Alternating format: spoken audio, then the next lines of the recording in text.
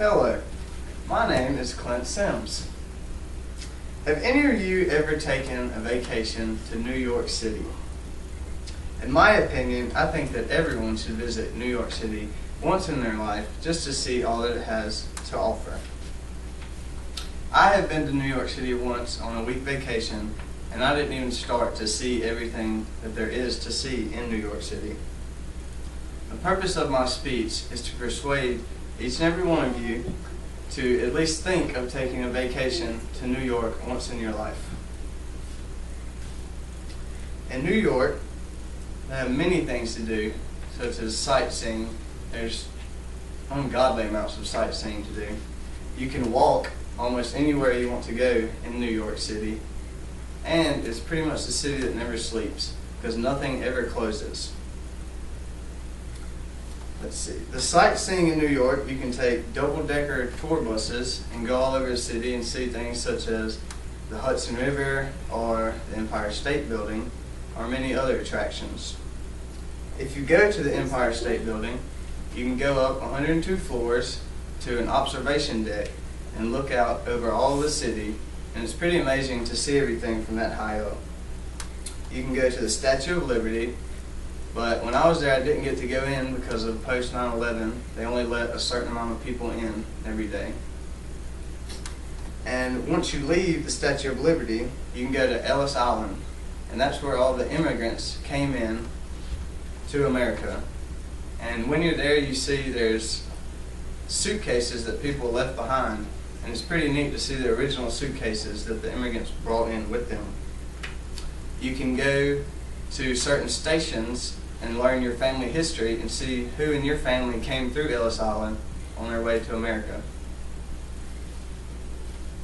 You can go to the 9/11 Memorial, because when I went it was post 9/11, so the Twin Towers weren't there, and they were constructing the memorial, and I'd like to go back and see it, but I heard it's two big pools, kind of like a memorial pools, and they have everyone's names that lost their lives that day.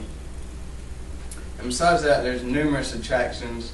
There's many sports teams, professional sports teams, all kinds of attractions that you can go see while you're in New York.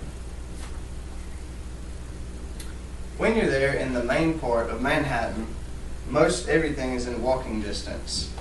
You can walk, and when you're walking, there's many sideshows and shops and all kinds of stuff that you can go see while you're there. If you've never taken a cab ride, New York City is a very interesting place to take a cab ride. It's something you'll never forget, I can just tell you that. And it's great exercise walking around everywhere in New York City. And when you're there, there's a lot of people walking. Almost everyone walks everywhere there because all the traffic's so bad you can't really drive. And it's the city that never sleeps. Everything that you can do in the daytime, you can do at 3 o'clock in the morning pretty much. Most all of the stores and the shops and the restaurants and the attractions, most everything is open 24 hours a day. So you'll always have something to do. You'll never get bored there, so to say. And when you're there and you go to a sporting event, let's see, like the Yankees game, everything does cost a little bit more money when you're there, but it's an experience that you can say you've been to see one of their sporting teams.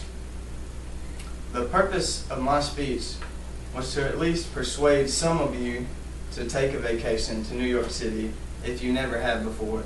It's something you'll never forget. It's well worth it if you get a chance to go there. There's plenty of sightseeing, like I said, and everything is in walking distance pretty much. And it's also nicknamed the city that never sleeps because nothing ever closes. So, if you have never been to New York City, I suggest that you go to at least try it. All the attractions are amazing, and it's well worth the time if you get a chance to go there.